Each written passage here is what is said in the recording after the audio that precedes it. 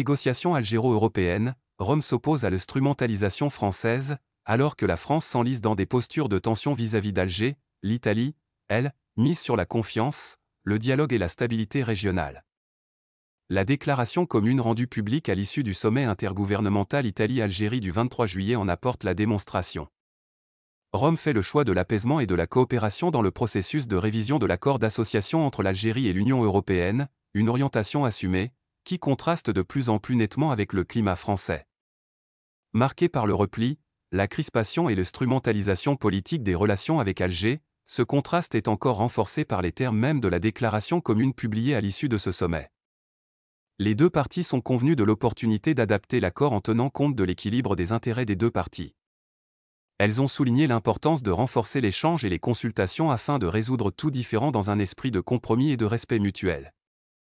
Une déclaration d'autant plus significative qu'elle intervient alors même que l'Union européenne vient de déclencher, il y a quelques jours, une procédure d'arbitrage contre l'Algérie, qu'elle accuse d'imposer des restrictions commerciales. Dès lors, cette approche tranche radicalement avec celle défendue à Paris, où la parole publique, notamment à droite, semble de plus en plus contaminée par une logique de confrontation et de stigmatisation à l'encontre d'Alger.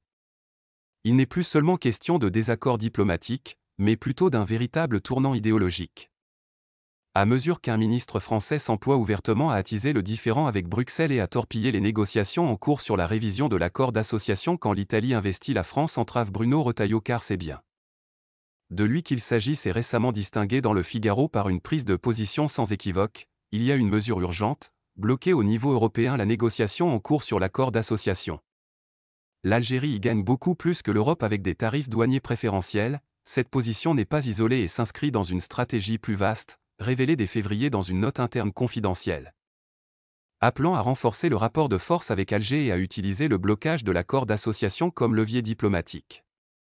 Il y a là une rupture nette non seulement avec la ligne historique de coopération entre les deux pays mais aussi avec les engagements pris par Emmanuel Macron lui-même, lors de sa conversation téléphonique avec le président Tebboune en mars dernier. Le chef de l'État français avait validé une feuille de route commune prévoyant explicitement un soutien français à la révision de l'accord d'association. Aujourd'hui, cette promesse est caduque, emportée par les sirènes d'une droite revancharde. Pour qui l'anti-algérianisme est devenu un capital politique, des réseaux activés pour peser à Bruxelles, l'affaire ne s'arrête pas à une déclaration isolée. Des éléments internes, fuités le même mois, indiquent que Retailleau mobilise des relais au sein même de l'administration française et de son parti pour faire bloc à Bruxelles contre toute avancée dans les négociations avec Alger. Le comité interministériel sur l'immigration aurait été sollicité pour arrimer cette posture à une initiative plus large visant à européaniser le gel des négociations sur l'accord.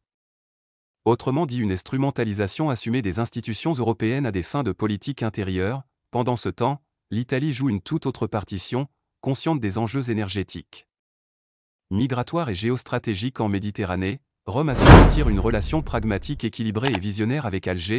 Ce partenariat lui permet aujourd'hui d'accéder à des volumes gaziers sécurisés, à des débouchés commerciaux stables.